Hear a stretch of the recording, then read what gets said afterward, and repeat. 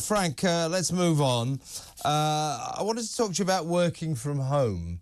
I'm sort of personally happy to say that the working from home dream seems to be falling apart at the seams. I saw an interview with a bank boss in the city today. He said a year ago, if people said they wanted to work from home next week, I'd just say yes. He said today I'd say which days. So when do you want off, how many days and which days? He said, and very soon I'm just going to say no. He said it hasn't worked. And I always thought, you know, all these companies that said, oh, working from home, it's the future and everything. You know, I mean, it's just human nature, isn't it? If you're working from home, you know, you're probably taking the dog for a walk, you're watching Netflix, you're going down the pub. You know, I refuse to accept that people, the narrative is from enthusiasts that working from home makes people more efficient. No, it doesn't. And more bosses have worked out that if they carry on with this working from home ethos, they'll go bust. It always was an optimistic pipe dream, wasn't it? It was absolutely, for two reasons. First reason is, as you're suggesting, that when you're working at home, when you're in your digital bedroom, playing around with your computer and your laptop, you're likely to get distracted much easier than when you're being looked at by your colleagues and by other people. And you know, very often it's human nature that distraction will trump your work, focusing on the job at hand. And I think for that reason, it's understandable that people working at home are unlikely to be on top of their game as if they're in their office. But there's also a second reason, which is if you work in an office, then you are part of a division of labor. You know, you're chatting to each other over a cup of coffee.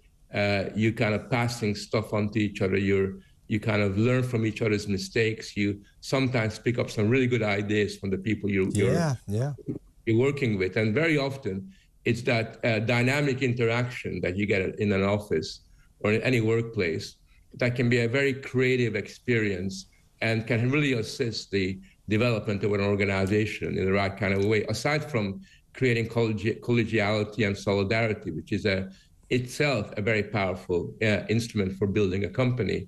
And all that is lost. For example, you cannot train a new person if you're working at home. You're going to sit next to that person. You're going to talk to them. You're going to be in their physical presence. And the very idea that you're going to crack the problem of training by individuals who are sitting in their bedroom is weird. However, I should say one thing. You're right to suggest that people are beginning to realize that this is a big pipe dream, but there's still a very strong opposition to going back into the office. And just recently, mainly from the public sector, may I add?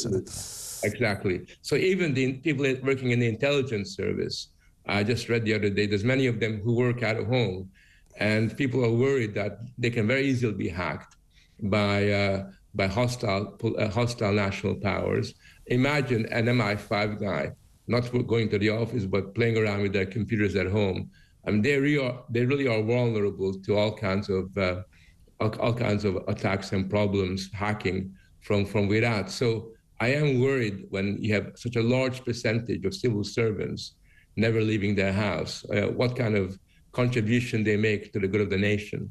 Yeah, you know, their inefficiency now is legendary, and it's just pretty obvious. You know, if you're not in the office, you're unlikely to be performing efficient duties, and therefore your passports, driving license, absolutely shambles right now.